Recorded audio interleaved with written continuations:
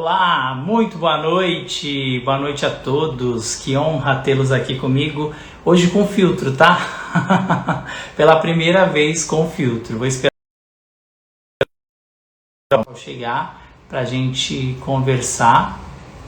Boa noite, vocês estão me ouvindo, gente? Só para eu saber, boa noite. Hoje no quadro Diabéticos que Inspiram, a gente vai trazer a história de uma pessoa inspiradora. Venceu a diabulimia, passou por esse momento delicado. Diabulimia, você sabe o que é? E ela, com 13 anos, recebeu o diagnóstico de diabetes e criou um movimento que vem ajudando muitas mulheres que convivem com diabetes. E eu vou chamar agora para bater um papo comigo. Olha o Dr. Rodrigo aí, a Carol, a Neidinha, a Fabi Couto, que já está aqui comigo, já mandou um oi. Margarida, boa noite. Mandem boa noite para eu saber quem está aqui comigo, tá? Já vou chamar a Fabi Couto. Vamos lá. Fabiana Couto. Diabética. Gente, estou com um filtro hoje porque tá tudo muito branco aqui. Chegou! Boa noite, seja bem-vinda. Até que enfim! Até que enfim! Oi, Tom, querido! Que honra tê-la aqui. Tá? O Daniel aqui também, boa noite. Muito bom tê-la aqui no quadro Diabéticos que Inspiram. Não poderia ser diferente, né? Obrigada, meu querido. Você me inspira muito também. Inspira muita gente. Tenho um carinho enorme por você. E tenho certeza que não sou só eu, né, pessoal? Você é um cara muito autêntico, muito verdadeiro. Já te falei isso em outras situações. E você nos inspira a sermos mais autênticos também. Isso é algo que tem um valor gigante hoje em dia, né? Nesses dias de mídias sociais, enfim, né? Da gente não aceitar muito aí as nossas vulnerabilidades. É muito inspirador ver a sua força e também como você lida com as suas vulnerabilidades de forma tão natural.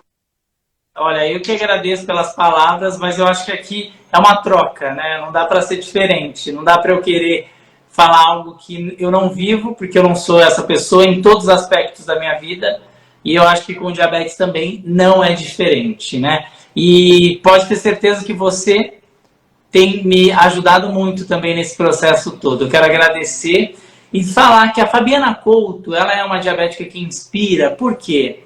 Recebeu o diagnóstico quando tinha 13 anos de idade. Uma adolescente. Foi rebelde ou não foi? Conta pra gente como foi, como começou essa história e como foi o diagnóstico de diabetes, Fabi. Legal, Tom. Respondendo a sua pergunta, fui bastante rebelde.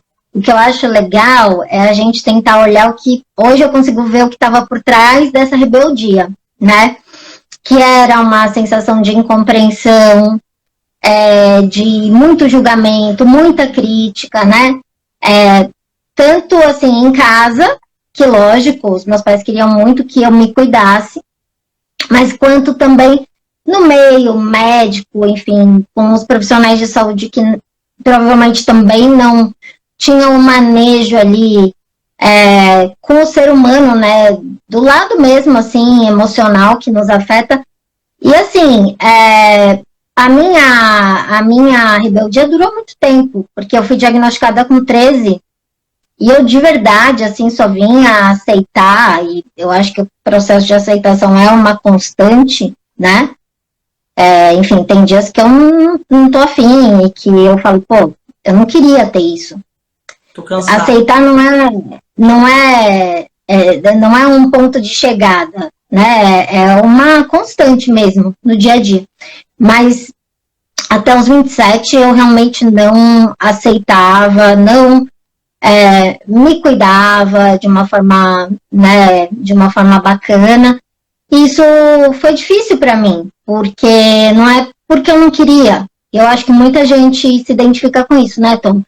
É porque eu tinha ali sentimentos, questões que eu não conseguia olhar, né? E que me impediam de buscar a ajuda que eu precisava, de buscar apoio também com pessoas diabéticas. Eu fui conhecer a primeira pessoa com diabetes aos 27 anos. 14 anos depois. Exato. Então, e essa foi uma portinha que abriu, por isso que hoje eu considero o movimento Divabética, Tom, uma comunidade. Mais do que um perfil ou uma... E eu acredito que um diabético também, né? Porque as pessoas, elas vão lá e compartilham de si, e tem esse dar e receber, né? Agora, eu considero uma comunidade porque eu queria fazer parte de algo que eu me identificasse. Eu gostaria de poder falar com alguém que me entendesse. Assim, eu acho que a palavra de toda a minha adolescência era incompreendida.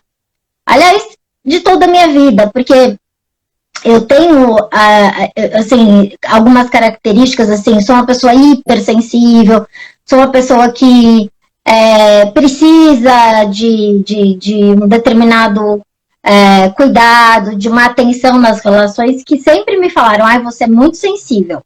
Ai, você, como se fosse um defeito, um problema, né? E aí eu fui percebendo que, assim, essa incompreensão vai além do diabetes, né? Vai de uma incompreensão, acho que de mim mesma, comigo mesma, das minhas necessidades. Então, quando eu encontrei esse lugar de acolhimento com uma outra pessoa que me recebeu e tal, e compartilhou a história dela, isso foi muito transformador. Então, por isso que, hoje em dia, esse senso de comunidade é muito forte dentro de mim, sabe? Os eventos, as campanhas, tudo isso é algo que eu acho que faz a diferença na vida das pessoas, sabe, Tom? Sem dúvida. Para quem não conhece, eu indico conhecer o movimento Divabética, que teve início em 2007. E aí... 2017. E a Fabi vai me explicar logo por que do movimento Divabética. Mas antes, né, eu quero ler alguns comentários aqui. O Daniel, né, que estava no Diabéticos que Inspiram da semana passada, ele escreveu: é muito ruim a gente sentir essa cobrança e ter que agradar médicos e familiares, mas precisamos entender que quem ama cuida, cada um do seu jeito. O diálogo é muito importante para alinhar essas expectativas, sem dúvida. Ele é um cara também que teve diagnóstico durante a adolescência, é um cara bastante centrado em relação à vida também, e é legal ter esse ponto de vista, né? A Liliane Ohana diz: hoje eu sou mãe, tenho uma linda menina e estou gestante novamente com uma glicada em 6,6. Sim, é possível irmos além do diagnóstico do diabetes, até porque não, a gente não está romantizando, tá? Porque não devemos romantizar uma doença crônica. Mas mostrar um caminho de luz que é possível viver com tranquilidade, buscando, né, uma vida leve e aproveitando o momento que a gente está aqui nessa passagem, que é tão importante. Se não for para viver, não faz muito sentido. O Ricardo Paiva escreve: excelente live. Aliás, o Ricardo é maravilhoso. Eu vi o episódio que você fez com ele, chorei, mandei para todo mundo que eu conheço, todo mundo chorou. E sabe o que é mais interessante? O meu pai descobriu que o Ricardo era da turma... Meu pai fez engenharia na Poli. O Ricardo era da turma anterior a dele. Então ele conhece um monte de gente em comum. O mundo é pequeno. Olha só que mundo pequeno. A gente fala que no mundo a gente conhece apenas 7 pessoas, né? E todas elas se conhecem. Pelo menos eu já ouvi isso muito. E eu acredito nessa questão, porque todo mundo tem alguém que conhece alguém que você conhece, que você nunca imaginou que essa pessoa fizesse parte ou conhecesse alguém, né? Mas, Fabi, você é adolescente, né? Você é uma mulher vaidosa, bonita. Como que você... Obrigada. Como você lidou, né, e lida com essa questão? Tem uma questão muito importante que a gente vai entrar, que é a diabulimia, né? Me conta, na adolescência, foi um momento de rebeldia, porque você demorou 14 anos, pelo que você disse, para conhecer alguém que convivia com diabetes, e a partir daí abrir as suas perspectivas, né? Sim. Eu acho que assim, fazendo um mapeamento hoje, voltando atrás, né, do que aconteceu, o que eu entendo é que eu entrei num círculo vicioso e não virtuoso. o descontrole glicêmico, eu acho que foi o que me levou a tudo isso. A diabulimia, a depressão, que quando eu tinha 18, 19 anos eu fui diagnosticada com depressão, foi um ponto também muito crítico na minha vida, que assim, eu infelizmente, hoje eu tenho suporte de profissionais, a doutora Denise Franco, que é uma amigona, é uma pessoa que senta comigo e não me julga, né?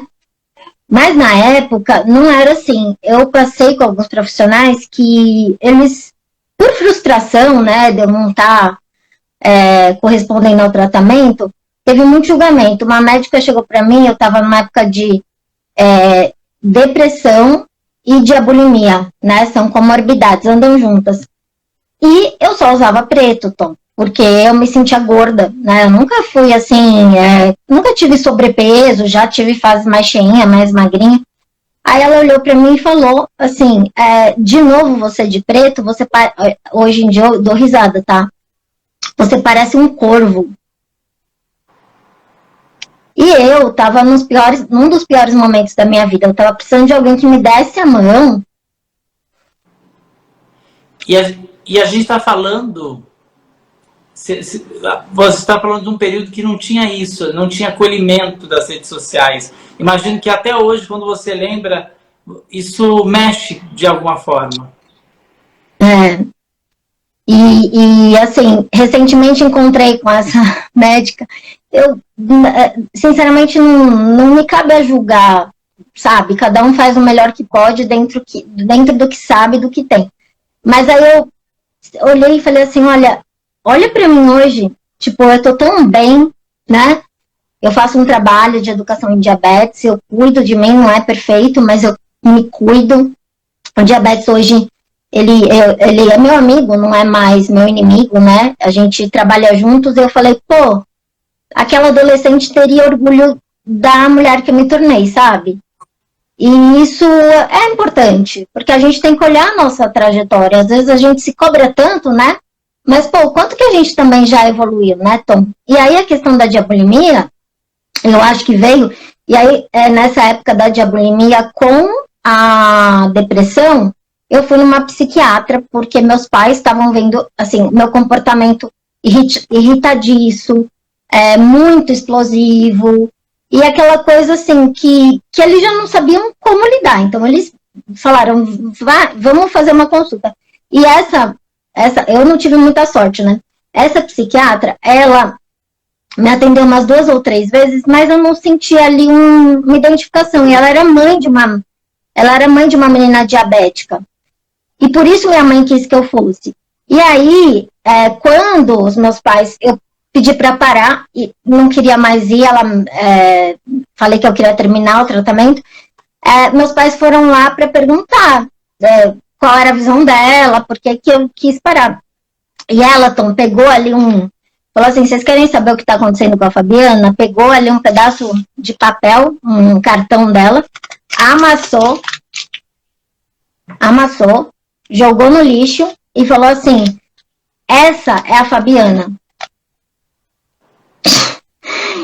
Meu pai levantou, e eu fiquei sabendo disso muitos anos depois. Meu pai levantou, pegou o papel do lixo, desamassou, fez assim, falou, essa não é a Fabiana. Colocou no paletó e foi embora. Então, Tom, eu acho que assim, por mais que na minha família, eu acho que tem uma necessidade muito de informação, que você faz é fantástico, porque as pessoas não têm muito uma visão tão ampla, né, do diabetes, do diagnóstico, e o quanto esse lado, uma coisa que você fala pode salvar ou pode destruir uma pessoa, porque quando você está na fragilidade, isso pode te colocar lá no fundo do poço, né? E assim, as pessoas elas não têm noção da dimensão e do poder de uma fala como essa, né? Uma profissional que deveria olhar o paciente como um ser humano, né? E você estava ali porque você estava precisando, principalmente desse apoio psiquiátrico e psicológico. E aí ter esse tipo de apoio para sua família foi muito importante em te proteger dessa situação e insistir para que você pudesse entender você mesmo, porque sua família não pode fazer por você, ninguém pode fazer. Para você conseguir buscar o seu melhor tratamento. Beijo, Carol. A Carol tá aqui, a minha Nutri. Ah, ela é linda. Ela é Eu demais. vi um post que eles fizeram, muito legal. Isso mesmo, Tom. E eu vou te falar, alguns pais me perguntam, mas como eu ajudo a atitude brilhante do seu pai? Eu concordo. Exatamente, Ricardo, isso que eu ia falar, ele colocou, ele conhece e sabe da tua força. E é isso que eu quero falar. Quando o pai e a mãe olham para o filho como alguém capaz, Sim. acredito, você tá lá no fundo do poço, você não se cuida, você tá com diabulimia, ou seja, você deixa de aplicar as doses de insulina para emagrecer, você tá em depressão, mas olha para você e fala, eu acredito em você, não precisa nem falar. É um olhar. Isso muda tudo, porque eu já vi mães falando e eu entendo do tipo, não tem mais jeito, não dá, né? Essa pessoa não vai para frente, não vai mudar, você tá reforçando isso. E o fato dos meus pais nunca desistirem de mim fez com que eu nunca desistisse de mim mesma. E assim, não foi uma coisa na fala, foram nas atitudes, sabe? Nas atitudes mesmo diárias, de nunca soltar minha mão. Podia dar briga, podia dar confusão, a gente às vezes não conseguia comunicar, porque eram muitos sentimentos ali também, né, da família. Agora, a gente estava ali com um objetivo só, que não era destruir, tipo assim, não era destruir, não era atacar um ao outro, era atacar o problema. Sim. Eu tô aqui para atacar o problema, que o problema não é a Fabiana, certo? O problema é o que está acontecendo. E quando eu falo que foi o controle glicêmico, Tom, porque eu percebo que com o mau controle glicêmico, a minha não aceitação, eu comecei a ter mais fome, a gente sabe. E aí eu comecei também a ter que tomar mais insulina, então eu comia mais, eu comia com hiper, eu não corrigia antes de comer, nada disso. Chutava a insulina e tinha muita hipoglicemia, aí comia também na hipoglicemia e fui ganhando peso. E aí eu coloquei a culpa, como muitas pessoas, na insulina. E aí, assim, na verdade demorou um tempo para eu perceber isso. Eu cheguei a usar, hoje eu uso 30 unidades. Bom, gente, isso sou eu, é um comentário, cada um tem o seu. Mas eu cheguei a usar 4 vezes mais o que eu uso hoje de insulina, porque eu estava num ciclo vicioso mesmo. E aí chegou uma hora que eu, vaidosa e sempre muito identificada com a minha aparência, Tom, que hoje, graças a Deus, eu continuo vaidosa, mas eu não me vejo pela minha aparência, eu me vejo muito além disso, com muito trabalho terapêutico, né? Mas eu, muito identificada com a minha aparência, achava que os outros só iam gostar de mim se eu fosse bonita, perfeita, se eu fosse magra. E aí eu fui atrás de qualquer forma para emagrecer. Então eu tive a compulsão no primeiro momento, depois a bulimia, que era induzir o vômito para se livrar das calorias. E eu não aguentei a bulimia porque é muito sofrido, né? É um ato que machuca mesmo você. E aí eu fui para diabulimia, porque era mais fácil, simplesmente omitir doses de insulina. Eu nunca deixei de tomar insulina, mas assim, às vezes eu tinha uma festa, eu reduzia drasticamente, aí eu perdia água, né? Porque tem a questão do edema insulínico. Quando muitas meninas falam para mim assim, eu prefiro morrer do que ser gorda. Várias já me falaram isso. Porque elas sentem que se elas se curarem, elas querem se curar da diabulimia. Meninas e meninos, né? Querem se curar da diabulimia, mas o maior medo é engordar. E eu entendo isso, porque não é o engordar da futilidade. É um sentimento de que você não vai ter pertencimento, ou você não vai ser amada se você não estiver dentro de um padrão, né? Enfim, e aí eu voltava a tomar insulina, eu tinha aquele edema insulínico, que nunca ninguém me explicou, que é um negócio que você vai inchar, porque você estava totalmente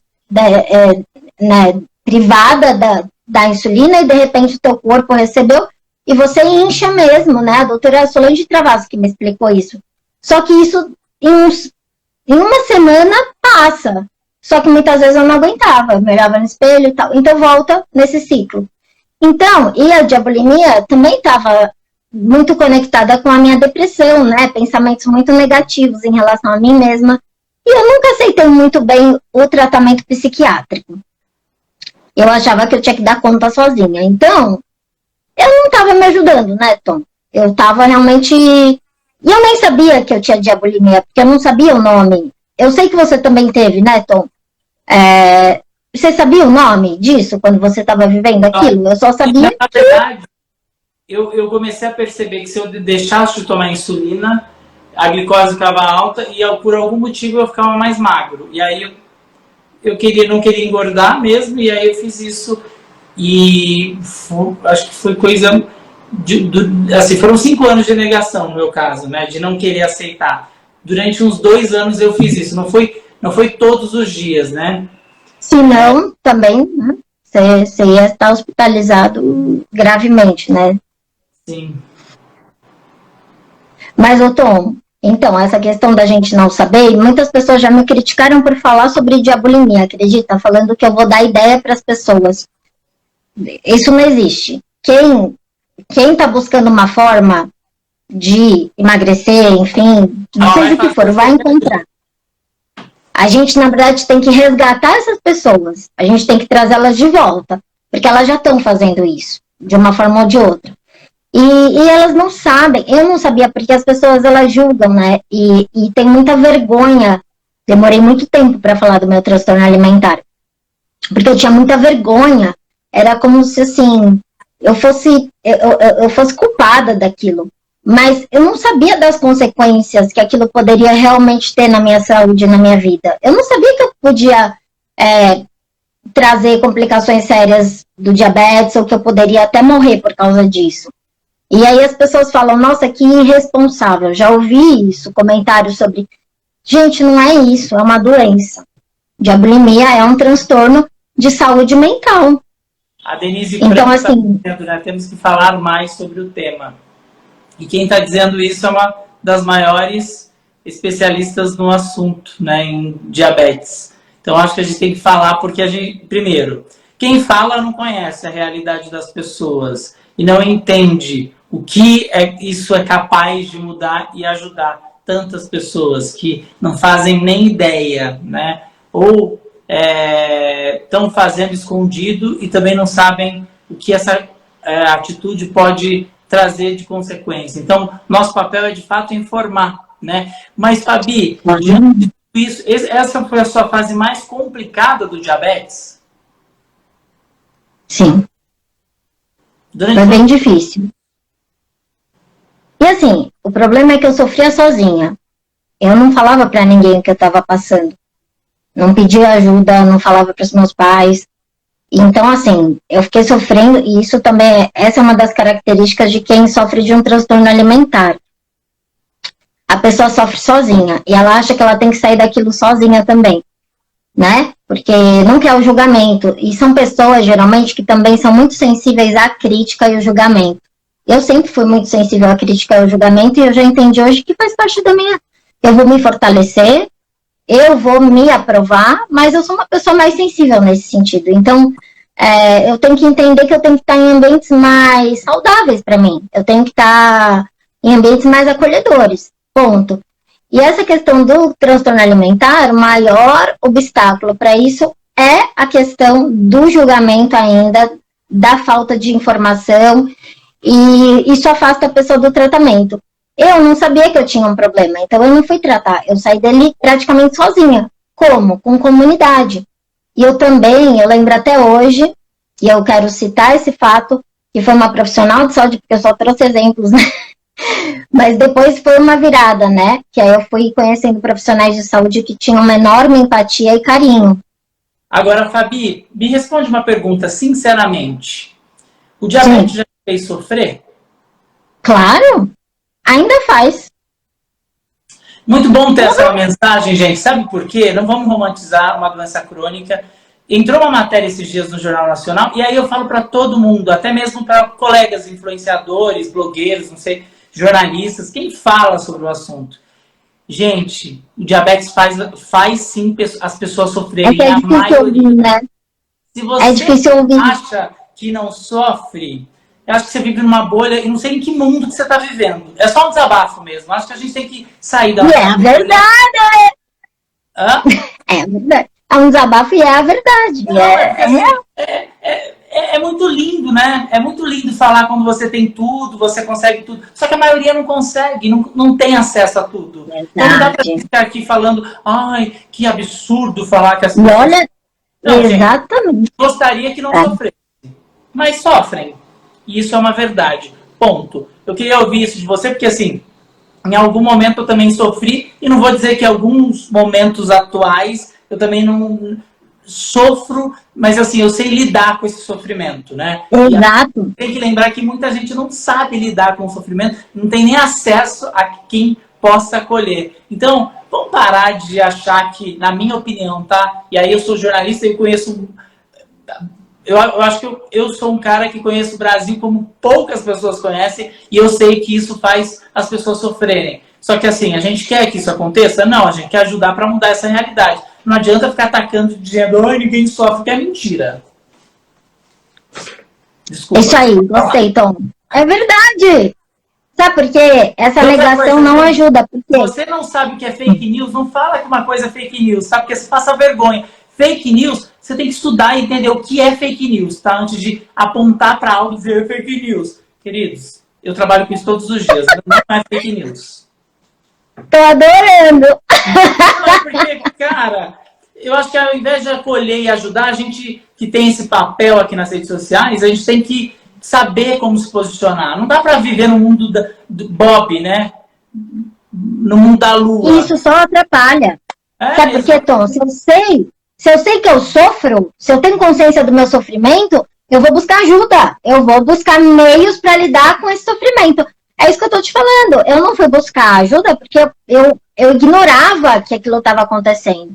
E aí foi piorando. Não tem como colocar a sujeira para debaixo do tapete e ela ficar lá para sempre sem incomodar. Vai começar a acumular, não vai? Não vai começar a acumular?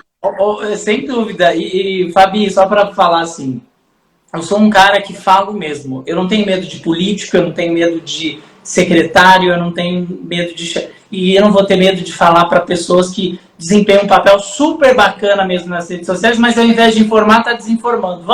Vamos esclarecer e ajudar. Uma corrente para ajudar as pessoas, não para ficar apontando o dedo e uma briga por vaidade, que isso me dá uma preguiça danada. Danada, para mim também. Até eu tive uma crise aí no final do ano passado que eu falei, gente, as mídias sociais têm esses dois lados, né? Às vezes a gente tem que saber muito bem quem você segue, qual é o tipo de informação que você está como fala, consumindo, porque, nossa saúde mental agradece, né? Esse mundo de Bob aí é o que mais falam, né? Que a perfeição, né? O mundo perfeito. Bom, mas fala, desculpa. Não, eu queria que você contasse, né? Um pouquinho dessa virada de chave e o momento em que você cria o movimento Divabética. Então, eu adoro falar dessa parte, porque realmente a virada de chave foi pela dor, né? Assim, depois de passar por todas essas situações, eu fui melhorando aos pouquinhos, né? Mas eu ainda não estava legal. E aí, eu trabalhava na indústria, trabalhei um bom tempo, e eu fui numa dessas convenções e dividi o quarto com uma menina. E aí, numa conversa qualquer, ela falou pra mim que estava super arrasada, porque tinha perdido uma amiga. E essa moça, ela tinha a minha idade na época, 27 anos. E ela falou que a menina tinha morrido de diabetes tipo 1. E ela não sabia que eu tinha diabetes. Nossa. E aí, eu olhei para aquilo, Tom, assim, parece que aquilo lá, assim, eu recebi como um sinal. Eu recebi como uma oportunidade, uma segunda chance. Porque eu vivia no mundo do Bob, que eu achava que nada ia acontecer comigo. Que eu ia continuar negligenciando diabetes, viver lá aquela montanha-russa que a gente vive ainda se cuidando, mas que eu realmente não me cuidava, e que nada ia acontecer. E aí, quando eu vi isso, eu falei, pô, isso pode acontecer. E aí eu pensei, eu quero viver, eu não quero morrer, né? E aí, nisso, veio uma virada, profissionais maravilhosos, a Paulinha, a Aula Pascali, a doutora Gisele Rossi, que é nutricionista, e foi nesse momento que ela me ajudou a sair da diabulimia, porque ela falou para mim um negócio: você não precisa ter que escolher, né, entre engordar ou tratar o seu transtorno alimentar. Vamos fazer isso juntos, vamos fazer isso com, né, porque ela sabia que para mim era importante, que eu não queria engordar, tipo, não adianta, entendeu? E aí ela falou, vamos fazer isso juntas. E aí eu falei para ela, né, o que eu senti. Ela pegou na minha mão e falou assim: você não tá sozinha, nós vamos fazer isso juntas. Então, assim, até hoje eu consigo acessar esse sentimento, que eu acho que foi de fato o que me fez mudar. Toda a informação técnica ajudou, mas assim, essa humanidade aí dela foi importante. E aí, então, eu comecei a me envolver com mais grupos e grupos, né, de diabetes. Eu comecei, na verdade, a me envolver. Isso é interessante porque eu me envolvi com pessoas online dos Estados Unidos que tinham uma rede social só de diabetes, que chamava Tu Diabetes, na época. Que legal. E aí, muito legal. E no final eu acabei indo para lá, eles me ajudaram tanto que eu acabei indo para lá, voluntariei 1 ano nessa ONG, que era uma rede social para diabéticos. Tinha fóruns de discussão, tinha tipo um Orkut mesmo, ou um Facebook dos diabéticos. Uma comunidade online. E aí, assim, eles me ajudaram tanto, porque ainda não tinha isso que a gente tem hoje. Que aí depois eu fui para lá para buscar meu propósito, sair do trabalho que eu estava e comecei a investir nessa questão da educação em diabetes e do autocuidado. E criar um movimento diabética, Tom, foi me empoderar, me apropriar da minha história, com seus altos e baixos, com a parte bonita, com a parte feia, com tudo o que vem, e perceber que hoje eu consigo falar disso que eu estou falando com você, porque eu vivi. Então, assim, eu saí daquela não aceitação que eu vivia em relação, inclusive, à vida idealizada que eu tinha, né? E é o que realmente foi. E aí, a questão da autoestima, para mim, fez muita diferença no tratamento. Quando eu comecei a me amar mais, eu comecei a me aceitar mais. E por isso veio Divabética, porque as pessoas falam, ai, mas diva de Hollywood? Não, é você, é a diva do dia a dia. É a sua diva interior. É você, né? Pra você, não é pra ninguém. Você não é diva, porque o outro te acha diva. Não, é você mesma se achar diva. E os divos também, porque na verdade eu coloquei Divabética porque eu sou mulher, mas assim, eu acho que muitos homens, acho não, se identificam com essa questão do amor próprio, da autocompaixão, da autoaceitação e me escrevem e participam do movimento ativamente também, apesar de ser mais mulheres. E é isso, aí a gente começou com eventos, a gente começou com campanhas também de educação no metrô de São Paulo, foi ganhando uma... Muito legal. Né, a gente fez muito legal. A gente fez reportagens que, inclusive, a gente fez uma juntos, você me indicou para várias outras, e aí foi muito bonito, muito legal levar esse lado, sabe, Tom?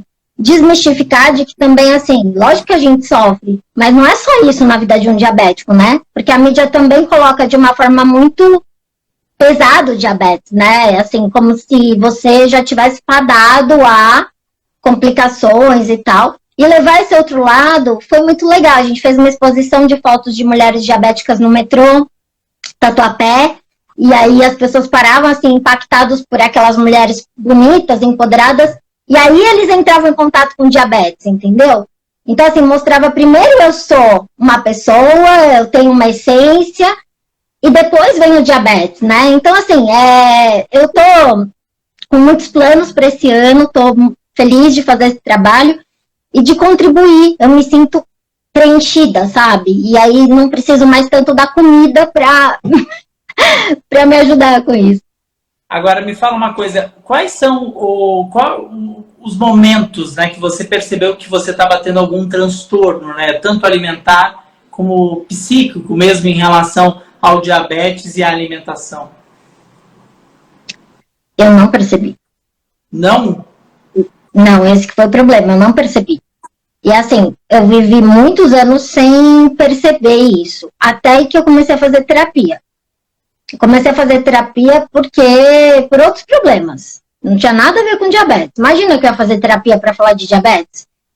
Mas, o meu pai, de novo, ele me orientou, ele que pagava minha terapia na época, né? Então, ele falou, ó, eu conversei com o pessoal lá da DJ, que meu pai foi conselheiro da DJ lá atrás, para tentar aprender mais também e me ajudar. E aí ele falou, tem duas profissionais lá, duas psicólogas que atendem, né, pessoas com diabetes. Eu acho que é importante, porque a pessoa vai ter mais empatia, ele falou. Aí eu falei, tá bom, pai. E aí eu passei com a Rosana Manchon, que é uma psicóloga da DJ até hoje, e ela começou a fazer esse trabalho comigo, realmente, da minha autoimagem. Ela percebeu que a minha autoimagem era completamente distorcida, e aí ela começou a trazer isso, mas até então eu não percebia como um transtorno. Eu achava que era só uma característica minha. Mas depois o trabalho com ela que me fez perceber algumas coisas, mas eu fui dar o nome de abulimia recentemente. Foi agora, entendeu? Há pouco tempo, então.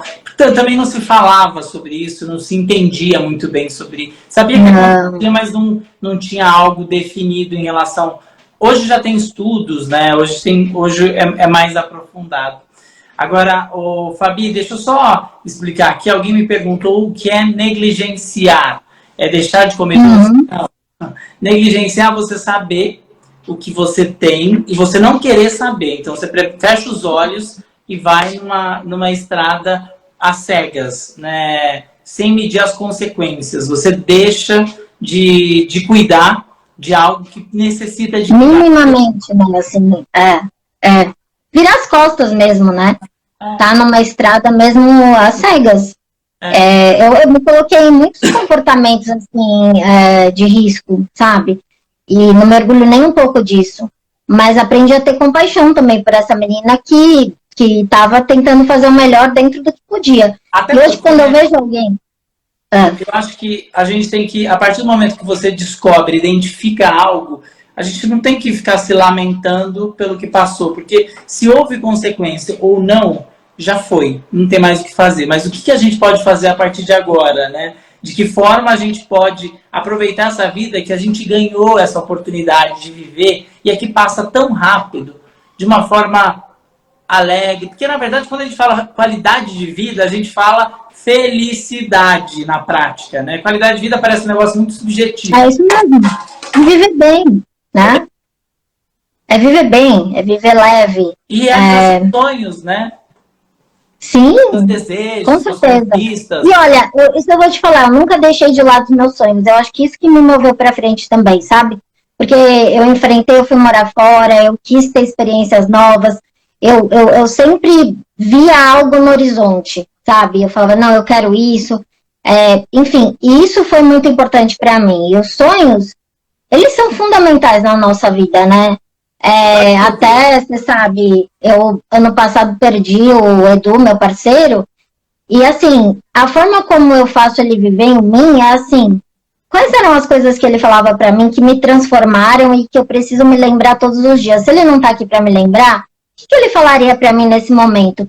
E essa questão de acreditar nos sonhos era um negócio que ele levava tão a sério que eu falei, poxa, vou fazer isso por mim e por ele, sabe? Porque eu sei que ele vai estar feliz de eu estar colocando em prática algo tão importante, né, que ele me ensinou e tantas outras coisas. Então, isso é felicidade. Lógico que eu não sou feliz porque ele não está mais aqui, mas eu sou feliz pelo que ele me deixou.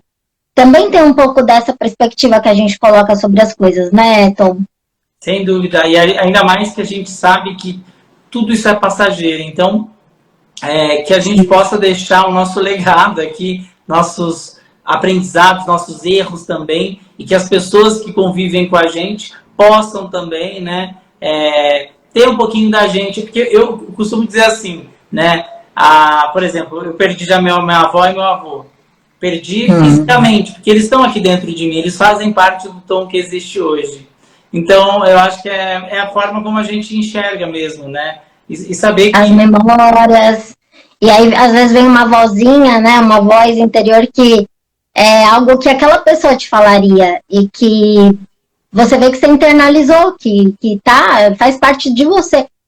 Eu li muito depois disso, e aí teve uma moça que também tinha perdido o marido, que ela escreveu assim, Depois, né, que ele foi embora, na verdade, assim, a minha experiência não foi de vazio, foi de estar mais cheia no sentido de que eu absorvi tudo aquilo que ele me ensinou de uma forma que eu nunca tinha feito antes quando ele estava aqui.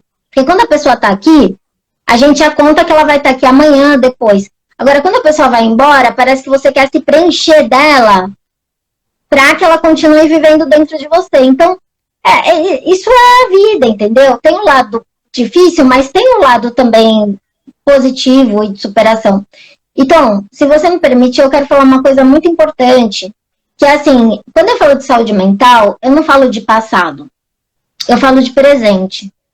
Eu vivo todos os dias uma batalha em relação à minha saúde mental.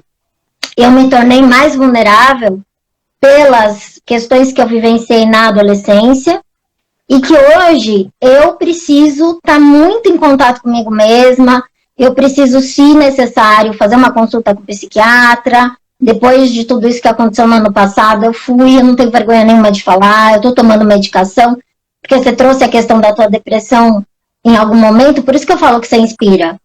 Porque, assim, com certeza eu estar falando isso hoje aqui, é porque eu me inspirei em você, de que não existe vergonha em se colocar como simplesmente humano, sabe? Eu tô tomando minha medicação, eu tô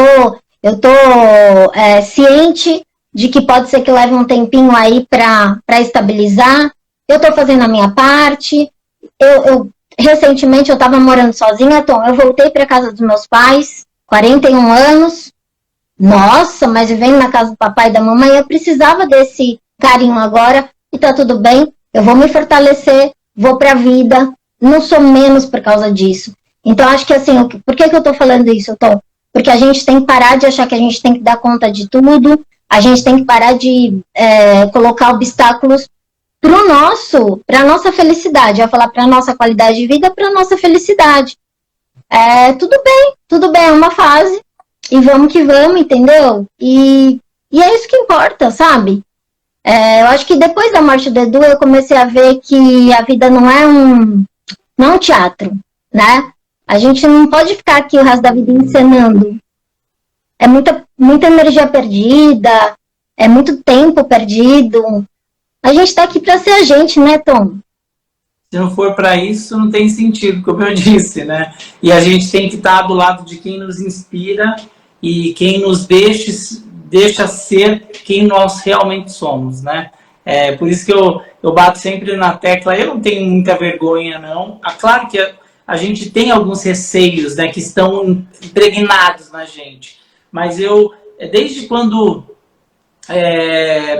acho que logo no início da minha profissão ali na televisão, claro que a gente sempre foi moldado para ser uma coisa perfeita, né, Fabi? Não pode mostrar fragilidade, não pode... Mas como que eu vou me conectar com as pessoas se eu não pareço ser real? Por isso que nas minhas redes sociais eu sou real mesmo e tento mostrar o possível, né? Tá bom? Tá. Você não tá, e tá tudo bem. E como você falou, né? É importante a gente identificar, e aí eu trazendo também para esse lado, os bastidores, né? As mídias, né? A gente olha, as pessoas acham que a gente acaba achando que as pessoas não têm problemas, e elas passam pelos mesmos problemas que a gente, né? Todo mundo é vulnerável a tudo, por isso é tão importante buscar conhecimento, buscar acolhimento, que isso tudo vai te ajudar a passar pelos desafios da vida. Que não eu costumo dizer, Fabi, não sei você, mas eu trato o meu trabalho como algo social. Vai muito além do diabetes. Eu também. O diabetes é o fio condutor. É humano, né? Social, num país tão desigual, a gente tem que trabalhar com social. A informação, com certeza. E eu estou realmente muito tocada por isso, essa questão de acesso, essa questão de educação para todos. Eu estou nesse momento. A gente até criou o Influencers Diabetes Brasil para pegar essa voz, né? A gente tem o perfil Influencers Diabetes Brasil. A gente está estruturando, Tom, mas assim, para pegar essa voz que a gente tem nas redes sociais, para a gente também, para sermos influenciadores também fora das redes, lá no Congresso, um ministério, porque a gente tem essa força. Então, é muito importante, né, Tom? É muito, muito importante. Da mídia, a gente tem que saber o que a gente faz, né? E por que a gente faz. E o que isso vai reverberar, não só para mim, porque claro, para fazer por mim só, eu prefiro ser CLT, trabalhar, bater meu ponto e ir embora, né? A gente trabalha de uma forma que faça sentido e propósito. Pelo menos eu estou nessa missão e eu acredito que você também. Agora, Fabi, para a gente finalizar que o nosso tempo passou, mas eu queria que você deixasse uma mensagem, né, para esse quadro Diabéticos que Inspiram e para todos que acompanharam a nossa live, que vai ficar salva, depois também vai para o YouTube. Então, o que eu quero deixar é que, assim, o que eu aprendi na prática, Tom, é que todo mundo é um diabético que inspira. Porque o que eu aprendi com pessoas recém-diagnosticadas foi gigante, com pessoas que já têm muitos anos de diabetes foi gigante. Eu acho que toda história importa, a sua história importa, a minha história importa, e eu acho que a gente precisa realmente entender, eu acho que a mensagem é essa, que nós somos vulneráveis, falíveis, mas que o trabalho em relação ao diabetes é um dia de cada vez. É um momento de cada vez. É uma glicemia de cada vez. Para que seja um pouco mais leve, para que seja um pouco mais saudável, né? Então, eu acho que, assim, a gente precisa estar, assim, mais consciente do momento presente. Porque se o momento presente for feliz, nossa vida, nosso futuro vai ser feliz. Não viva lá na frente com medo de complicações. Se hoje você estiver fazendo a sua parte, que não é ser perfeito, já várias pesquisas mostram isso, você não precisa ter uma glicada de 5, né, para você realmente ter uma longevidade, mas se você está fazendo a sua parte, simplesmente viva e agradeça por estar vivo, né? Então é isso, e não tenha medo de pedir ajuda quando você precisar, porque olha, eu percebi que eu vou precisar de muita ajuda a minha vida inteira, porque eu não tô aqui só para ajudar, eu tô aqui para também ser ajudada, e eu acho que é essa chavinha que eu virei, sabe? Porque eu ficava muito no lugar de ajudar, uma coisa de, não, eu não preciso de ajuda, claro que eu preciso, é óbvio que eu preciso, entendeu? E tá tudo bem. E isso faz parte do processo da vida, né? É uma via de mão dupla, não tem como fazer apenas, né? Você tem que receber também algo em troca, e a gente precisa de acolhimento, e isso não é só na questão do diabetes, você está falando de um contexto geral, é que o assunto aqui é o diabetes, mas a vida inteira é assim, né? Para você que se doa tanto, quer doar, você também precisa receber, caso contrário, né? Fica vazio também, né? Porque o outro também quer doar. O outro também quer ser útil. Não quer? O outro também quer se sentir equilibrado nessa relação.